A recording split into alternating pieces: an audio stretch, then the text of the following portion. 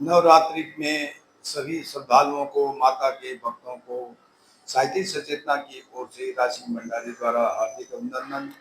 माँ ब्रह्मचारिणी, माँ का जो दूसरा रूप है, आपके घर में सुख शांति प्रदान करे और आपके मन में ब्रह्मचारिणी, माँ ब्रह्मचारिणी की जैसा तर्क व्रत संकल्प में आपका सहयोग करे।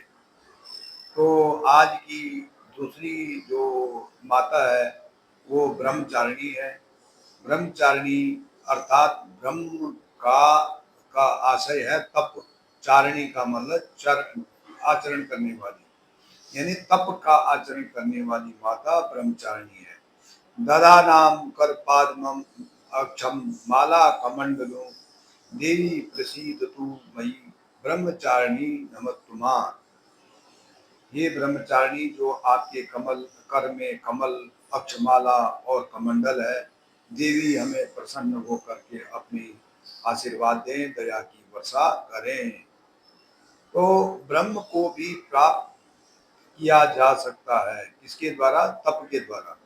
जागृत से स्वप्न, स्वप्न से सुषुप्ति, सुषुप्ति से तुरीय अवस्था में पहुंचना ही ब्रह्म का आचरण करना है। तब जाकर के अभिष्ट फल की प्राप्ति हो सकती है, जिससे कि माँ ब्रह्मचारिणी ने तुरीय अवस्था स्तर पर पहुंचकर ही शिव जी को पति के रूप में फल प्राप्त किया था।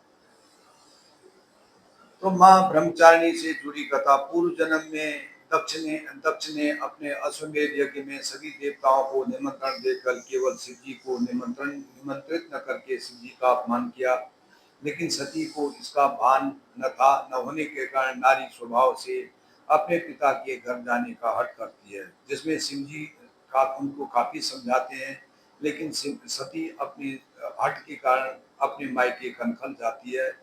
लेकिन वहाँ अपने मायके में अपने और अपने पति का अपमान होता देखकर वह अपमान को न सहन करते हुए आत्मदाह कर देती है। ये उनका पूर्व जन्म है।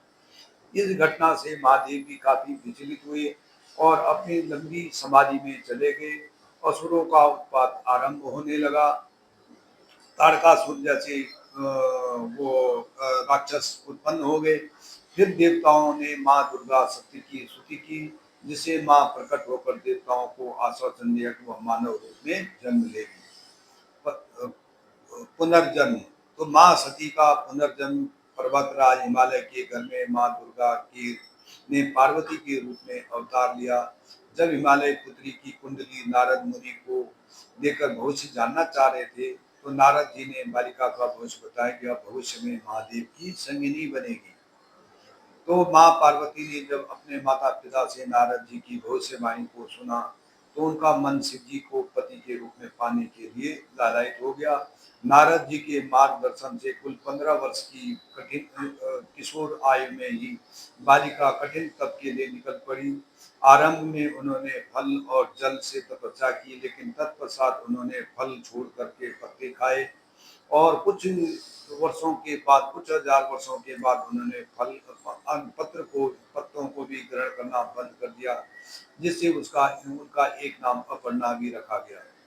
कई हजार व्यतीत हो गए, 15,000 वर्ष व्यतीत हो गए, अर्थात सतयुग में औसत आयु एक मानव की 1 लाख वर्ष बताई गई है। धूप वर्षा शीत सहन करते हुए माँ ने कठोर तप किया।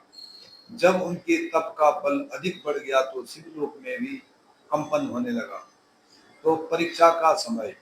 किसी भी तपस्या का अंतिम पड़ाव परीक्षा ही होती है। फलस्वरूप शिव जी को भी वेश बदल करके ब्रह्मचारिणी की परीक्षा लेने आना पड़ा।